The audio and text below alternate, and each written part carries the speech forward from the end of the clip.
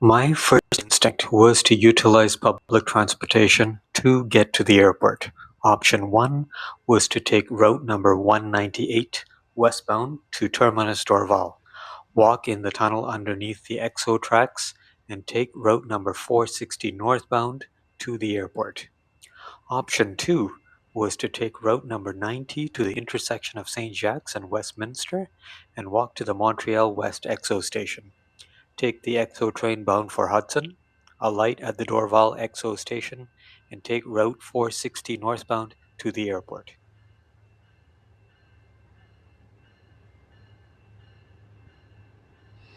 As my mom was with me on this leg of the journey, and we had quite a bit of luggage, the decision was made to take an Uber. It only took us about 10 minutes to get to the airport, but it was a whopping $30. It started to pour a couple of minutes after we settled in, before the check-in process. The check-in process was relatively smooth. Once we passed through the security and the secondary barrier for international flights, we waited for our flight in the boarding area. Little did we know that the flight was actually delayed. We landed at the Ponta Delgada airport in the Azores and went through immigration, and then it dawned on us that our first plane was delayed and therefore had to rush to catch the next one. Small airport, but barely any standing room. When we landed in Lisbon at 11:50 a.m., we had already pre-booked our bus tickets to Albufeira on the Unity Expressos app, scheduled to depart Lisbon Oriente at 2 p.m. We managed to grab our bags from the luggage carousel by 12:40 and headed to the metro station. We walked through the grand foyer of the airport and walked under the covered walkway to the metro station, where we used an elevator to get to the concourse level of the station. This was where some of our trouble started. The metro is supposed to have an open payment system. I had given my mom a low balance MasterCard debit card, which failed to open the gates, so I ended up buying a new Navigant card loaded with a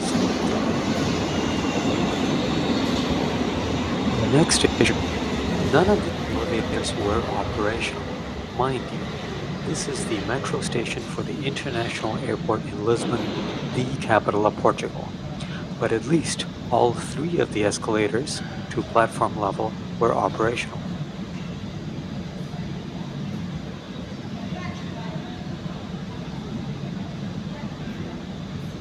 The situation at the Orient metro station was even more dire. None of the elevators and very few of the escalators even worked. Thankfully, there was a young gentleman who helped carry a very heavy suitcase for my mom. I was very worried that we were going to miss our bus, but we managed to get there by 1:40 p.m. In most cities, including Sete Rios and Lisbon, there is a clear indication at which gate or platform a bus would depart from. But at Orient, they stepped it up a level. It's called guest platform. The good news was that we were able to locate our bus and ship our bags into the luggage compartment underneath the bus. We spent the next 3 hours enjoying the Portuguese countryside, from farms to quaint little villages. One of my favorite things about Reedy Espressos is the fact that the clientele is generally Portuguese and not as international as us. All the intercity buses have a toilet near the middle of the bus, next to the exit doors.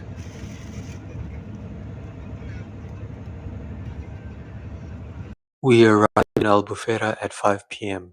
and promptly booked an Uber to our serviced apartment.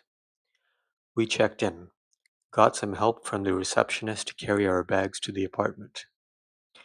Absolutely exhausted after a long day of travel, but at least we would be enjoying the view of the sea for the next little while.